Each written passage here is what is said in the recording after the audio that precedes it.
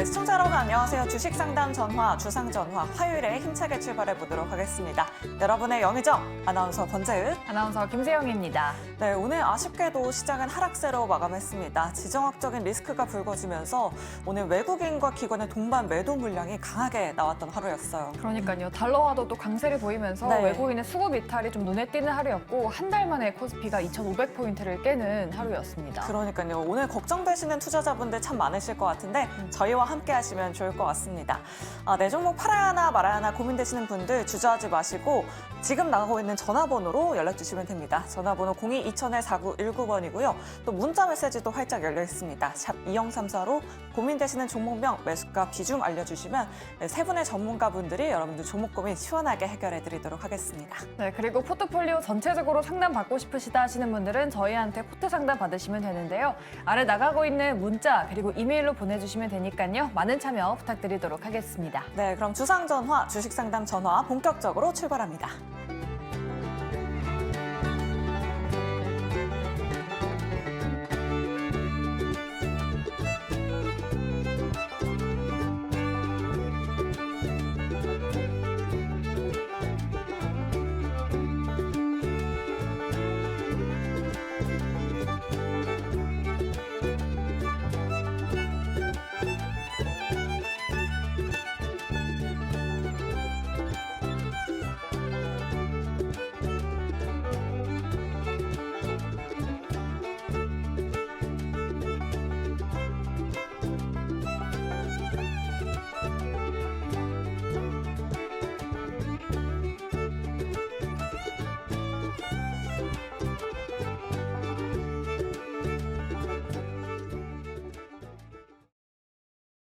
네, 오늘 시장에서 핫했던 이슈들 살펴보는 하루장터 시간입니다.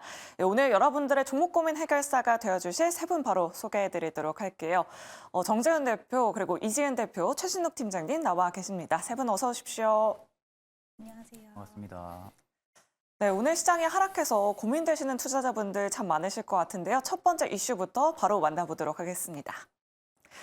네, 오늘 시장의 하락 원인 바로 이 지정학적 리스크였죠. 이 긴장감이 고조되는 한반도입니다.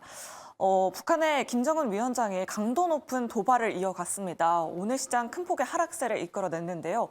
오늘 외국인의 매도도 아마 지정학적인 리스크 때문인 것 같습니다. 과연 우리 투자자분들은 어떻게 대응을 해봐야 할지 정재은 대표님께 먼저 여쭤보도록 할게요. 조금 강도 높은 비판을 이어갔어요. 윤석열 대통령도 또 강도 높게 비판을 이어갔는데 내일 시장도 하락에 대비를 해봐야 하는 건지 오늘 외국인이 좀 많이 팔았더라고요. 예, 오늘 많은 일들이 좀 있었습니다.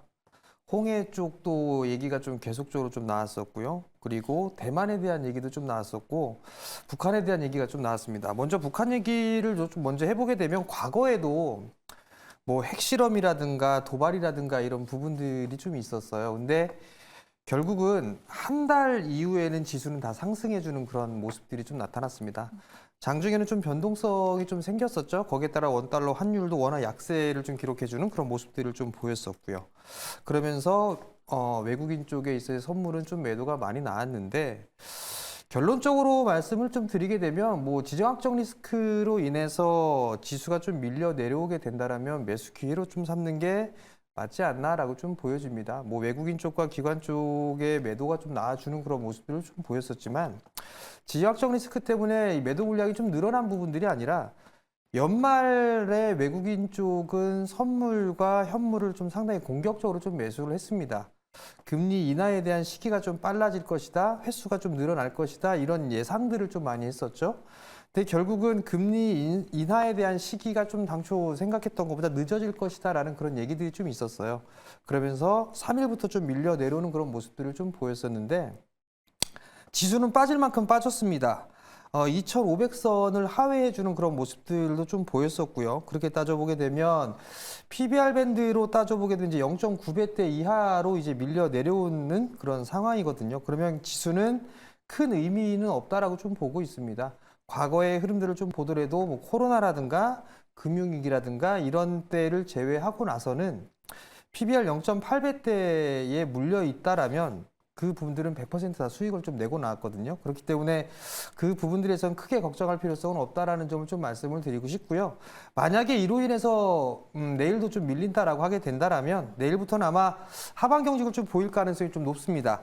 미국 선물 지수가 좀 밀리는 그런 모습들을 좀 보여주고 있거든요. 그렇게 되면 한국 시장 같은 경우 내일장도 시초가부터 좀 영향을 받겠죠. 내일의 전략은 저는 개파락 출발하게 된다면 저는 시초가부터 매수 전략으로 대응을 하는 게 맞지 않나 그렇게 좀 말씀드리겠습니다. 네, 오히려 지정학적 리스크로 인한 하락을 매수의 기회로 삼아보면 좋을 것 같다라고 이렇게 말씀해 주셨습니다. 그리고 이제 미국에서는 공화당 레이스가 본격적으로 시작됐습니다. 트럼프가 첫 이 대선 레이스에서 압승을 했는데요. 헤일리 후보를 제쳤잖아요. 최진욱 팀장님께 한번 여쭤보도록 할게요. 앞서서 뭐 북한과 뭐 정상회담을 이끌어내기도 했었던 트럼프인데 우리 투자자분들은 뭐 투자 전략을 이를 통해서 어떻게 세워보면 좋을까요? 사실 이제 트럼프 같은 경우는 지금 계속해서 이야기를 하고 있는 부분들은 IRA 폐지에 대한 이야기를 굉장히 좀 많이 하고 있는 상황이죠. 그럼 이제 결국 이제 트럼프가 만약에 좀 대선에서 확실하게 된다고 하게 되면은 상업적인 부분들, 경제적인 부분들의 큰 변화가 좀 일어날 가능성은 분명히 저는 없지 않아 있을 거라고 생각은 합니다. 뭐 그렇게 되면 지금 이제 글로벌 에서도 계속해서 지금 2차 전지 쪽이랑 반도체 관련해서 정책적인 부분들의 수요를 좀 줄일 가능성이 높고 결국 이제 트럼프 같은 경우에 밀고 있는 부분들이 철강 쪽이거든요. 이 철강 쪽 관련해 가지고 재건 쪽이라든지 이런 부분들이 조금 더 치중이 좀 강화가 되어 있는 상황이다 보니까 아마 지금 이제 대선 부분들 관련해서도 뭐 경선에서 계속 어떻게 이야기가 어떻게 나올지는 모르겠지만 이 이슈들이 꾸준하게 연계가 된다고 하게 되면은 결국엔 그간 좀 안 움직였던 철강주들도 일단은 좀 움직일 가능성은 저는 좀 없지 않아 있을 거라고 생각을 하고 있는데 사실 지금 배터리 3사들 같은 경우도 계속해서 글로벌적으로 지금 캐파를 증가를 시키고 있는 상황이죠. 그런데 그렇게 된 상황에서 결국 이제 트럼프 같은 경우 IRA를 만약에 폐지를 한다라고 하게 되면은 분명히 좀 2차 전지 쪽에 대한 빨간불은 분명히 또 켜질 가능성은 저는 좀 크다고 봅니다. 그만큼 이제 글로벌 배터리 3사들, 배터리 업체들 같은 경우도 결국엔 타격을 좀 크게 입을 수밖에 없는 상황이라고 보고 있는데 사실 이제 이 IRA 폐지 같은 부분들이 쉽지는 않을 거라고 생각을 하고 있거든요. 일단 이제 미국 같은 경우도 계속해서 전기차 부분들을 확대를 진행을 하고 있는데 미국만 지금 진행을 하고 있는 부분들이 아니라 뭐 유럽이라든지 이런 주요 나라에서도 계속해서 지금 전기차 판매량을 뭐 늘리고 있고 전기차 확대를 계속 추진을 하고 있는 상황이다 보니까 사실 인센티브 이 부분들을 좀 포기를 한다는 게 좀 쉽지는 않을 거라고 생각은 하고 있어요. 공화당 같은 경우도 마찬가지로 전기차 관련해 좀 수혜를 볼 수 있는 주요 인물들이 굉장히 좀 많은 상황이다 보니까 실질적으로 트럼프가 IRA를 폐지를 한다라는 부분들은 이야기만 들려오고 사실상 이게 확실히 폐지가 될 가능성은 현재 좀 적을 수도 있다라는 관점으로 볼 때는 오히려 좀 한 차례 단기적인 좀 우려감으로 주가가 좀 충격을 받을 가능성은 좀 높지만 오히려 이 부분들이 해소가 된다고 하게 되면은 그에 따른 밸류의 좀 재평가, 저평가 부분들이 있어가지고는 충분하게 또 주가가 수급이 들어와줄 가능성은 저는 좀 높다고 보고 있기 때문에 일단 저는 2차 전지 쪽에 아직까지는 좀 불안감이 많이 남아있는 상황입니다. 불안감이 많이 남아있는 상황이다 보니까 지금 뭐 가격이 좀 많이 눌렸다고 해서 뭐 매수로 대응하기보다는 오히려 조금 더 시기적인 부분들을 좀 지켜본 다음에 확실하게 좀 어느 정도 악재가 좀 반영이 되는 모습들이 끝나가는 무렵에서는 일단 거기서는 저는 충분히 매수 관점을 좀 보셔도 나쁘지 않을 거라고 보고 있습니다. 네, 알겠습니다. 미국 대선 관련 이슈들 계속해서 체크를 해보도록 하겠고요. 다시 지정학적 리스크로 좀 돌아와 보도록 하겠습니다. 오늘 시장에서 방산 관련주들이 강한 움직임 보여줬는데요. 뭐 빅텍 같은 종목이 12% 넘게 상승했고요. 스페코, 휴니드 모두 다 상승했는데 과연 이런 이슈들 내일 시장까지 영향을 줄 수 있을지 긍정인지 부정인지 팻말로 들어보도록 하겠습니다. 세 분 준비되셨으면 팻말 들어주시죠. 네, 긍정 2분, 그리고 부정 1분이 나왔습니다. 정재현 대표님은 일단 부정 들어주셨고요. 그럼 긍정 의견부터 먼저 들어보고 싶어요. 이지은 대표님, 방산 관련주들 우리가 좀 계속 주목을 해봐도 될까요? 오늘 하루 만의 이슈는 아닌 걸까요? 네, 일단은 뭐 테마성 이슈는 맞다라고 생각을 하고 이 이슈가 계속해서 지속될 거라고 생각하지는 않지만 지금 중동 쪽 지정학적 리스크 거기다 홍해 리스크까지 있다 보니까 시장이 이번에 북한과의 리스크가 나온 거에 대해서 좀 더 다른 때보다는 민감하게 반응이 조금은 더 오래 가지 않을까라고 생각을 하고 있고요. 그와 관련해서 지금 금리에 대한 부분이라든지 지금 세계 시장 분위기 자체가 홍해 리스크도 길어질 수 있다라는 얘기가 나오니까 좋지 않아요. 시장 분위기가 좋지 않기 때문에 결국에는 이런 수급적인 측면들이 펀더멘털이나 이런 종목들 위주로 돌아가기보다는 일단 수급이 쏠리는 쪽으로 좀 매수세가 몰릴 가능성이 내일도 이어질 수 있겠다라고 일단은 예상을 좀 할 수가 있을 것 같아서 내일 정도까지는 추가적으로 탄력이 나올 수 있는 가능성 저는 열어두고 있고 또 오늘 움직임 보면은 결국에는 좀 중소형주 관련주들이 빅텍이라든지 휴니드라든지 스페코 이런 종목들 위주로 좀 탄력이 나왔는데요. 이런 종목들 물론 저도 내일 더 갈 수 있다고는 말씀은 드렸지만 언제 어떻게 갑자기 가벼운 만큼 또 꼬꾸라져도 이상하지 않기 때문에 이런 종목들은 비중을 그렇게 크게는 실을 만한 종목은 아니고 지금 당장 시장의 분위기라든지 그런 분위기들에 따라서 종목들이 움직이는 종목인지 실적이 있거나 실제로 방산 관련돼서 무언가 일을 하고 만들어 나가는 기업들은 아니기 때문에 이런 부분들은 항상 염두를 해가면서 좀 대응을 하셔야 된다는 말씀 드리고 싶습니다. 네, 좀 단기적인 트레이딩 접근 관점은 유효하지만 주의가 필요할 것 같다라고 이렇게 말씀해 주셨습니다. 이렇게 지정학적 리스크에 대해서 짚어봤고요. 두 번째 이슈로 바로 넘어가 보도록 하겠습니다. 오늘 정말 뜨거웠던 종목입니다. 바로 LNF인데요. 어제 저희가 어닝 쇼크 소식을 전달해 드리기도 했었는데 오늘 시장에서는 8% 넘게 급등을 했습니다. 과연 내일 시장에서도 LNF 추가적인 상승 가능할지 일단 팻말로 먼저 들어보도록 할게요. 세 분 준비되셨으면 팻말 들어주시죠. 네, 올긍정이 나왔어요. 사실 지금 LNF가 시간의 거래에서도 1% 넘게 상승을 해주고 있고 오늘 시장에서도 8% 넘게 상승을 했단 말이죠. 실적에 대한 리스크는 있는 것 같은데 어떤 부분 때문에 더 간다라고 보시는 건지 최진욱 팀장님 통해서 한번 들어보도록 할게요. 사실 저는 이제 LNF 같은 경우는 현 시점에서도 굉장히 과도한 저평가 기업이라고 좀 생각을 많이 하고 있는 상황이거든요. 물론 이제 지금 단기적인 모멘텀, 올라갈 수 있는 모멘텀은 굉장히 좀 부재한 것은 사실입니다.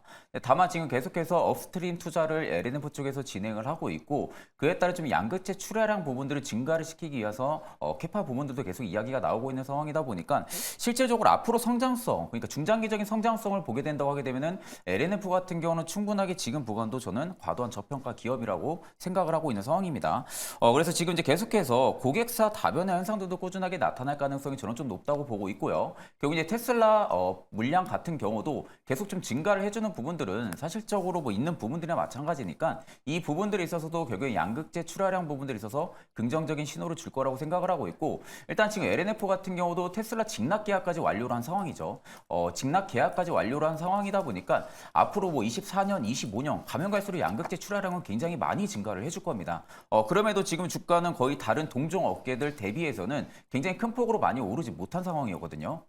작년 같은 경우에도. 그러니까 그런 관점을 보게 되면은 오히려 좀 후속적으로 좀 LNF 쪽으로 좀 수급이 몰릴 가능성이 저는 좀 크다고 보고 있는 상황이고 그리고 지금 이제 고전압 미드니켈까지도 개발을 하고 있는 상황이다 보니까 향후에 파우치 시장까지도 충분하게 LNF가 공략을 할 가능성도 저는 좀 높다고 보고 있습니다. 그러면 지금 계속해서 외형 성장폭이 꾸준하게 나와줄 수 있는 LNF 같은 경우가 일단 저는 계속해서 지금 라인도 저가라고 생각을 하고 있고요. 오늘 기관 같은 경우도 상당히 지금 순매수세를 많이 해줬습니다. 외국인도 마찬가지고 금투도 들어오고 연기금 3호까지 전부 다 들어와 줬는데 보통 이렇게 메이저들이 전부 다 쌍끌이 매수세를 해준다는 부분들에 있어서는 일단 지금 가격대가 좀 과도하게 밀렸다는 부분들을 저희가 수급을 보면서도 충분히 파악을 해볼 수가 있기 때문에 저는 오히려 LNF 같은 경우는 다음 거래일에서도 충분하게 상승 기조는 좀 나올 가능성이 좀 높다고 보고 있는 상황입니다. 네, 연기금 기관의 수급이 계속해서 들어오고 있다라고 이렇게 말씀해 주셨습니다. 그럼 이지은 대표님께도 한번 여쭤보도록 할게요. LNF 같은 경우에는 코스피 이전 상장에 대한 이슈도 있는 것 같더라고요. 포스코 DX도 이제 코스피로 이전 상장하기 직전에 주가가 굉장히 급등했던 경우가 있잖아요. LNF 같은 경우에도 그 전철을 밟을 수 있을지 대표님 어떻게 생각하실까요? 네, 일단은 이제 LNF 같은 경우에는 실적을 지금 어닝 시즌이 시작한 지 얼마 되지 않아서 좀 빨리 실적을 보였는데 오히려 이러한 움직임들이 코스피 이전 상장에 대한 기대감을 더 증폭시키고 있다라고 할 수가 있을 것 같고요. 지금 시장은 당장 4분기 실적은 좀 좋지 않게 나왔지만 이러한 기업의 자신감이라든지 그리고 진짜 코스피 이전 상장에 대한 기대감 쪽으로 좀 더 포커스를 맞추고 있다라고 할 수가 있을 것 같고 결국 그렇게 되면 패시브 자금이라든지 외국인 매수세가 유입이 될 거고 보고 저는 추가적인 상승은 더 나올 수 있다라고 생각을 하고 있고요. 사이버 트럭에 대한 부분이라든지 그리고 아까 말씀하신 대로 해외 쪽에서에도 저는 좀 이런 수주의 좋은 소식들이 저는 계속 나올 수 있는 기업 중에 하나라고 생각을 하기 때문에 많은 사람의 이제 우리가 빠질 거다, 안 좋을 거다. 어제 시간의 모습을 보고 또 오늘 장중에 생각보다 굉장히 강한 모습을 보면서 시장에서 LNF를 받아들이는 이런 시선들이 결국에는 지금 당장 어려워도 향후에는 성장성이 있는 기업이구나라고 인식을 하고 있다는 것을 우리가 이번에 알 수 있었기 때문에 저도 충분히 밸류에이션 매력도도 있다라고 생각을 하고요. 지금 당장은 주가가 최근에 많이 빠지긴 했지만 좀 중장기적으로 봐도 아니면 나는 지금 2차 전지에 대한 업황의 불확실성으로 인해서 살짝 걱정이 되신다는 분들은 단기 트레이딩 관점으로 보셔도 좀 매력적인 종목이 아닌가라는 의견을 드리고 싶습니다. 네, 이지은 대표님 역시 LNF를 굉장히 긍정적으로 보고 계십니다. 그럼 2차 전지 전반적으로 한번 짚어보도록 하겠습니다. 정재훈 대표님 통해서 들어보도록 할 텐데요. 이제 실적 시즌이 다가왔는데 2차 전지 업종의 이런 영업이익 추정치는 계속해서 하향 조정되고 있는 추세인 것 같아요. 앞으로 이 2차 전지 전반적인 업종의 투자 전략은 어떻게 좀 세워보는 게 좋을까요? 우선 그 2차 전지 특히나 양극재 쪽 섹터 같은 경우는 작년에 급등이 났던 부분들이 외국인이나 기관 쪽에 매수를 해서 상승을 한 부분들이 아닙니다. 개인 투자자분들 위주로 상승을 했던 그런 사항들이었었고 그 후유증으로 주가는 좀 급락을 해주는 그런 모습들을 좀 보였었는데 우선 실적에 대한 전망은 계속적으로 좀 하향 조정되고 있는 거는 맞습니다. 뭐 LNF가 먼저 실적 발표를 했고 그리고 이번 달 말에 포스코 퓨처엠도 예정이 좀 되어 있는 그런 사항들인데 안 봐도 뻔합니다. 안 좋을 거예요. 리튬 가격이 상당히 좀 가격이 급락을 했던 그런 부분들이기 때문에 안 좋을 거예요. 다만 이제 시장에서 좀 전망을 하고 있는 그런 부분들은 연 기준으로 봤을 땐 전략 후강의 모습을 보이지 않겠느냐라고 좀 생각을 하고 있는 상황입니다.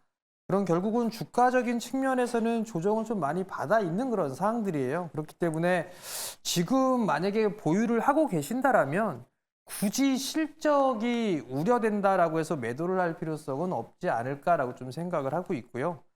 길게 투자를 하겠다라고 좀 생각하신 투자자분들이 좀 많이 들어오셨을 거예요. 그러면 여전히 그냥 보유 관점으로 좀 보시는 게 좋을 것 같고요. 뭐 내일 시장 밀린다 싶으면 매수를 해도 저는 괜찮다라고 좀 보고 있는데 만약에 안 좋다라고 했다라면 오늘 뭐 에코프로 BM이든 포스코 퓨처엠이든 외국인 쪽과 기관 쪽의 매도세가 많이 나왔을 거예요. 근데 에코프로 BM은 양매수가 좀 들어왔고요.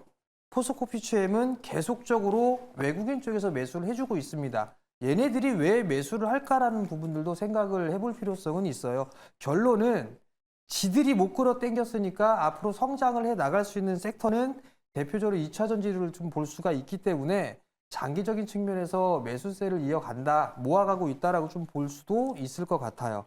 그러면 우리나라 시장에선 반도체 쪽과 2차 전지 이쪽이 성장 섹터입니다. 특히나 반도체 쪽보다는 좀 긴 측면을 놓고 봤을 때는 2차 전지 쪽이 더 성장폭이 더 클 거다라는 전제를 깐다라면 지금에서 뭐 2차 전지를 피할 필요성은 없다라고 좀 보여지고 있고요. 전기차 시장 통틀어서 뭐 침투율 15%도 안 됩니다. 앞으로 성장해 나갈 폭이 더 크다라는 측면에서 놓고 봤을 땐 지금 매수를 해봐도 충분히 좋은 가격이다라고 좀 말씀을 드리고 싶고요. 기술적인 흐름들을 놓고 봤을 때는 포스코 퓨처엠보다는 에코프로 BM이 조금 더 유리하다. 그렇지만 에코프로 BM이 올라가게 되면 포스코 퓨처엠도 같이 따라 올라갈 가능성이 더 크기 때문에 관심 있게 좀 보셔도 좋다. 내일 빠지면 매수를 충분히 하셔도 된다. 여기까지 좀 말씀드리겠습니다. 네, 뭐 2차 전지 섹터 실적 안 좋을 거는 다 알고 있는 이야기다. 오히려 전략 후강 장세를 예상해 주셨습니다. 자, 이렇게 오늘 핫했던 섹터들 짚어봤고요. 지금 시간의 거래가 활발하게 이뤄지고 있습니다. 시간의 특징주 바로 알아보도록 할게요. 네, 시간의 특징주 알아보도록 하겠습니다. 이 지정학적 긴장, 홍해 리스크가 이어지면서 어제까지만 해도 관련주들의 또 강세, 급등이 이어졌는데 오늘은 대부분 차익 매물이 나오면서 오늘 음봉을 기록했습니다. 그런데 시간외에서는 동방 그리고 흥하해운 같은 경우에 상승 중인데 어떻게 대응해야 될지 잠시 뒤에 전략 만들어 보도록 하고요. DL건설, 건설주는 장 마감쯤에 수주 공시를 내면서 시간외에서 4% 넘게 상승하고 있는 모습 보여지고 있습니다. 네, 그리고 어제 시간외 특징주였던 그린케미칼, 오늘 정규장에 급등이 또 나왔었고 지금 장 마감 이후에도 그린케미칼 추가적으로 주가의 강세 보여지고 있는 상황입니다. 그리고 마지막으로 풍력 관련주인 동국산업 정말 오랜만에 장중에 20%가 넘는 장대 양봉 보였었는데 시간외에서 역시나 상승 흐름을 이어가고 있습니다. 네, 그럼 일단은 오늘 변동성을 보였던 홍해 관련주부터 한번 짚어보도록 하겠습니다. 우리 정태훈 대표님께 여쭤보도록 할 텐데요. 이 주가 변동성이 정말 빨라서 대응을 어떻게 해야 될지 오늘 정규장에서 밀렸고 이 시간 외에서는 상승을 보여주고 있는데 지금 주목을 해봐도 괜찮을까요? 우선 제 판단에는 예. 대응이 되시는 분들은 좀 괜찮지 않을까 싶습니다.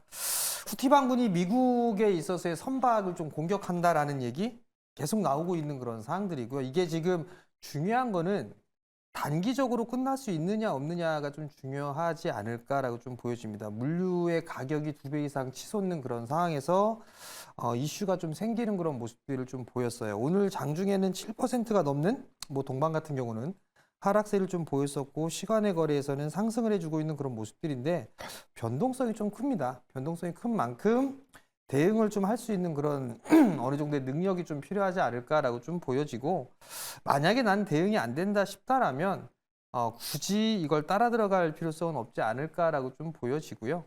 좀 이격이 좁혀지는 그런 상황에 됐을 때 그때 매수를 하시는 게 좋지 않나라는 점을 좀 말씀을 드리고 싶고 이미 주가는 선반영이 좀 되어 있는 그런 사항들입니다. 그렇기 때문에 지금 구간에서는 단기적인 트레이딩을 제외한 투자적인 관점이라든가 이런 부분들은 옳지 않다 이렇게 좀 말씀드리고 싶습니다.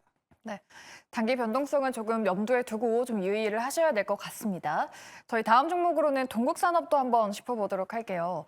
작년에 윤 대통령이 영국의 국빈 방문을 계기로 국내 풍력 개발 사업에 1조 5천억 원을 투자하겠다고 그런 소식이 전해졌습니다. 앞으로 과연 수주에 대한 기대감을 가져봐도 될지 우리 이지은 대표님께 한번 여쭤볼게요. 오늘 급등한 동국산업은 어떤 대응 전략이 좀 필요할까요? 네, 일단은 이제 풍력 쪽은 어저께 미국의 사상 최대 14조 원 풍력 발전을 첫 삽에 떴다. 이런 소식도 나오고 풍력 관련돼서는 소식이 좀 나오고는 있는데요. 오늘 동국산업 같은 경우에도 지금 바닥권에서 계속 부진하다가 오늘 거래량이 좀 어느 정도 실리면서 상승 탄력이 나와주면서 좀 추세 돌림 현상이 나오기는 했지만 저는 일단은 풍력 쪽 결국에는 신재생에너지 쪽 시장에 대한 부분들은 계속 좀 지켜봐야 된다라고 생각은 하는 주의기는 하지만 지금 미국 쪽 분위기로 봤을 때는 지금 이제 바이든과 트럼프 대통령의 이런 소식들을 봤을 때 지금 당장은 너무 급하게 생각할 종목까지는 아니다라고 볼 수가 있을 것 같고요. 그냥 동국산업 자체로만 봤을 때는 패턴이라든지 오늘 거래량 들어온 거라든지 이런 것들은 나쁘진 않지만 이게 과연 힘을 받아서 계속 쭉쭉 바닥권에서 뻗어갈 수 있을지에 대한 부분들은 저는 지금은 시장 분위기나 이런 걸 봤을 때 좀 더 관망하는 게 어떨까라는 좀 의견을 드리고 싶고요. 풍력에 대한 부분도 오늘 관련주들 좀 움직이는 종목들도 있기는 있었지만 아직은 그 힘은 조금 좀 덜하다라는 부분을 저는 일단은 의견을 드리고 싶습니다.